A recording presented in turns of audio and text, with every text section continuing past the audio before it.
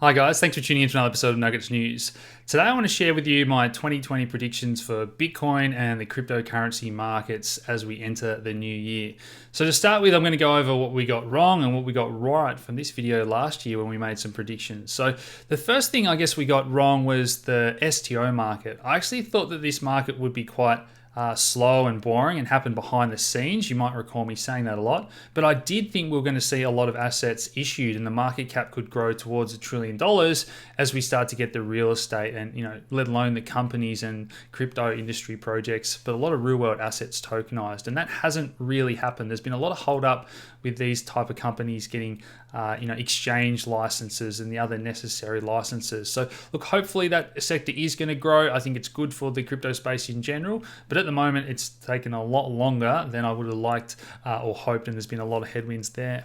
A few of the things we got right. We did predict the rise of stablecoins and particularly DAI. Now, Maker and that DAI stablecoin has underpinned a lot of the DeFi space. It's getting a lot of traction around the world in a number of countries with people using it. We also predicted that scams would implode. So look, some scams did implode, the BitConnects and the USI Techs of the world, but we've seen one coin finally come to an end after a number of years. Plus token was enormous. It got into the billions and actually caused Bitcoin and Ether markets to sell off because of how many tokens they were dumping on the market. And more recently, we've seen things like Cloud Token and many other scams starting to come undone. So I guess the surveillance techniques around all that are getting better and better, and there's still lots of people falling for these scams every day, but maybe there's more awareness of them now. So keep an eye out for your friends. I've done a video on how to know if something is a scam or not. Governments and central banks and regulators would acknowledge the existence of cryptocurrency was my next prediction, and I think that one's come very true. Remember, last year, central banks were saying, crypto market, too small, nothing to worry about, it's not going to change our policy. 12 months later, they're now issuing their own, and I think that is a massive, massive change, and we forget how fast that has happened. So stablecoins, going to be a huge theme next year, whether it's Libra, the Chinese coin. We're hearing that they might even want to make that a world reserve currency, let alone just in China. And remember, they can surveil and monitor and track everything you do once you start using those government issued or central bank issued currencies. So all the regulation around that, the media, central banks, that is going to be a massive theme in 2020. The next thing to talk about is proof of keys. We had that recently. It seems to go unnoticed every year. 90% of people still keep all their crypto on exchanges. Please, guys, get a hardware wallet. We have links in the description. I've done tutorials on it. You have to hold your own keys. More and more exchanges have gone belly up last year. Don't play around on those exchanges. If you have to find one to buy a coin you like, get it onto a hardware wallet. Don't leave your money on those exchanges.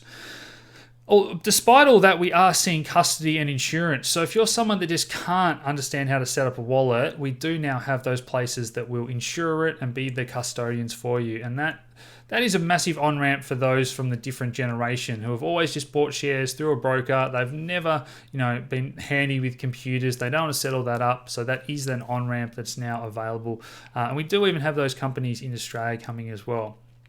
Another prediction we had was that big players are going to get on board. And when you see Facebook, Microsoft, Ernst & Young, whether they're launching their own cryptocurrencies, JP Morgan, or these actual tech giants that are using, even Chainlink, these smaller projects that are now being integrated with some of the biggest tech companies in the world, building on Ethereum, building off Bitcoin. It's just fantastic to see. And those tech giants are really just acknowledging the power of crypto if they're using those chains instead of the private chains that they've been experimenting with as well. So we didn't get an ETF this year as much as everyone would have hoped. We got backed online, but they actually stabbed us in the back. Pardon the pun there.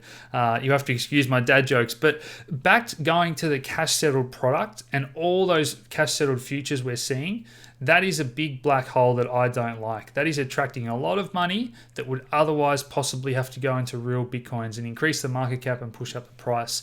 So yes, there are room in markets for derivatives, for people that want to hedge and speculate, but the way that it's just being pushed, I don't think it's a coincidence. We saw even in 2017, now it's become public knowledge that they tried to suppress the price and control markets with futures. So education, guys, don't let your friends buy these cash settled products. Get them to buy and get exposure to real Bitcoins. Privacy is the biggest headwind for Bitcoin, Ethereum, and all coins going forward. It was a video I made in 2018.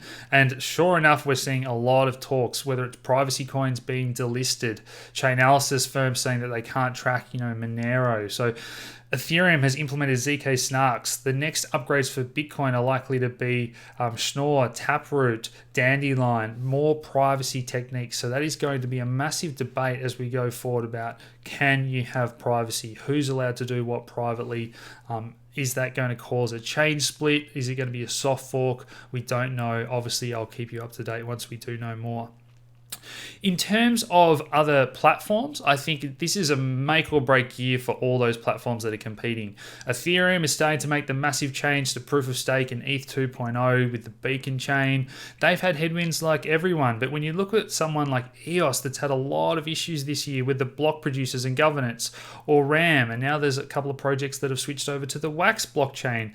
We've seen Cardano push back their roadmap as well. We're seeing Tron buy up assets, and Justin Sun got the slap on the wrist this year. Otherwise, I'm sure he'd be marketing Tron more and more and more. So some of the projects that raised the most, Hashgraph, Algorand, Tezos, these are all in the mix now.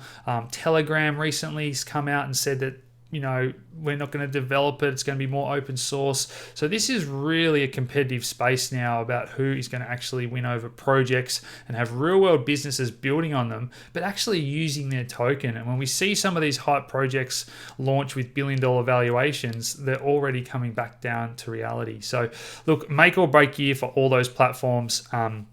You guys know that I have exposure to a few of them because we don't know who the clear winner is yet, but expect someone to really gain market share in the next year or two. Bitcoin dominance, I do expect that Bitcoin can lead the way. All that talk of the halving, the money in the on-ramps, it's all into Bitcoin first, and then people go through that cycle where they learn about these other projects or their other coins. But I definitely see the majority of wealth with all that money out there. When we have events like we saw recently, look at how big the Bitcoin move was. Look at how big the gold move was, and that's an $8 trillion market, and it can still have these wild moves in a matter of days. So there's a lot of money out there that is seeking safe haven shelter and becoming familiar with Bitcoin. And the way that it started to act recently around these geopolitical events is actually really, really encouraging as well. The halving itself, I'm going to do a dedicated video on that and an update on my 4-year cycle video, so I won't talk about that too much just here, but I do think people are forgetting about some of these other coins and better ways to play it for better percentage returns as a trader rather than just hoping that Bitcoin is going to pump because of the halving. I don't think it's going to play out that simply. DeFi wasn't even a word 2 years ago, and we've been covering these projects. I'm very proud that we picked synthetics, particularly for our members. We got in very early, and that was a 10 or 20 bagger. So there's still room to do research and find hidden gems. I think the DeFi space is going to continue to grow. A lot of that is happening on ETH. There's already other projects springing up, and it's going to be interoperable on other chains. So that's all fantastic as well. But DeFi in a world of negative interest rate environments, being able to get loans, and there's now talk of these under collateralized loans or zero collateral loans. I'll have those projects on the channel this year. This really is amazing stuff, and it doesn't matter if the DeFi lending rates drop from 10% to 5% or even 3%. As long as there's zero or negative rates in the real world, that water is going to find its level, and I think there's trillions or a quadrillion dollars in global markets. Why can't the crypto world capture a small percentage of that? And that's going to massively increase the market cap of the projects, the blockchain that's built on it, the protocol layer, the value of the DAI stablecoin. And it's just all interconnected now with these Legos, as we're calling them, with all these projects building and integrating each other. It's fantastic to see. Another scaling technique is those ZK Starks and Snarks that I've spoken about. That's going to increase massive throughput for a number of chains that are implementing that now, as well as Ethereum. We've seen plenty of projects solve their scaling issues. Gods Unchained, those guys are issuing heaps of cards and it's all being traded, and it's not bound by the Ethereum 15 transactions per second that you hear about. So these second layer solutions or different on-chain techniques are being used to get the scaling that some projects need.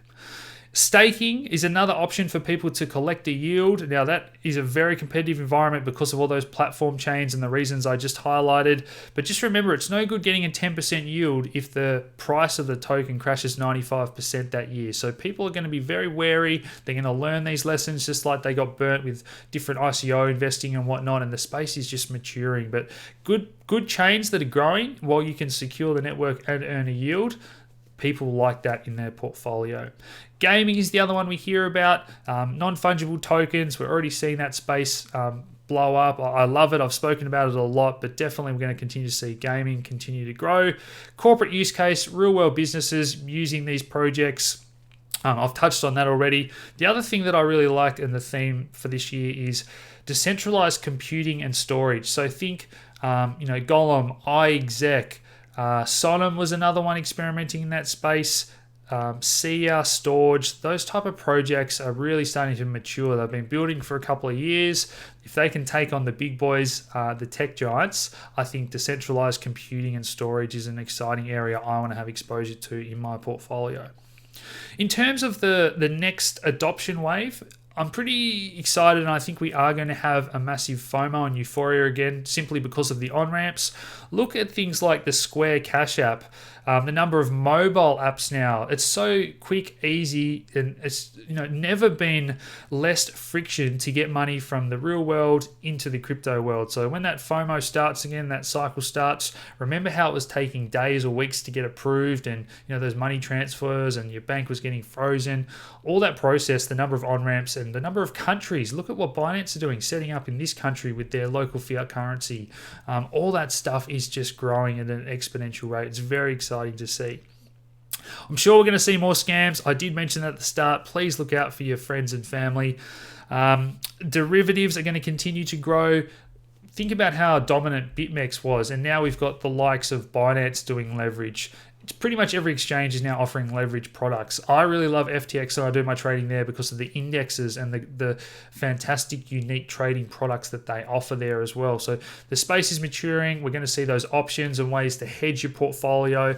I think one of the most exciting products that I'm looking forward to, I hope FTX can build this year, is a hash rate index. So miners can hedge their bets in terms of their profitability with mining, and all those exchange tokens. There's a couple that I like. I think they're going to do really well because trading is still a huge part, price discovery, a huge part of the speculation that people come to the crypto space for. I don't think we are going to see an ETF this year either. It's not really a bad thing. It's just the way it is. The bigger the market can grow without an ETF, that is A-OK by me. We've got so many other products, whether it's the Grayscales of the world or the ETNs in other countries. If you want Bitcoin exposure, you can do it pretty safely, insured, custody these days. We don't really need that ETF, although it is going to be global headlines the day we get it. Finally, just tying this all together, I think decentralized exchanges are going to become more important this year. With all the privacy and the monitoring going on, it's never been easier to plug in your ledger and use Kyber or Uniswap, go from one chain to another, go over to the Tornado Cash Mixer and make your Ethereum private and then send it to a new address on your ledger. So privacy, massive theme, and if you can trade and act privately on these DEXs, they are going to capture market share off the more centralized exchanges as well. Finally, I did mention before the possibility of a false flag. We've seen a few global headlines this year about how bad crypto is and what Bitcoin was being used for. If this becomes a serious threat to fiat currencies and governments around the world, yes, they're going to crack down on it. So don't be surprised to see these false flags or these news articles that are bad really get pumped up and get way more airtime than the positive change and all the innovation that crypto is bringing about. So guys, if you want the exact coins in my portfolio, the things I'm interested in, we've got our premium research reports that you get each month now for our members. You get access to my portfolio. I do daily updates on all the news and everything happening. So if you want to join that, head over to nuggetsnews.com.au. Otherwise, I hope you've enjoyed my predictions for 2020. Let me know yours in the comments below. Smash that like button, subscribe if you haven't already, share this video around, and I'll talk to you again soon. Cheers.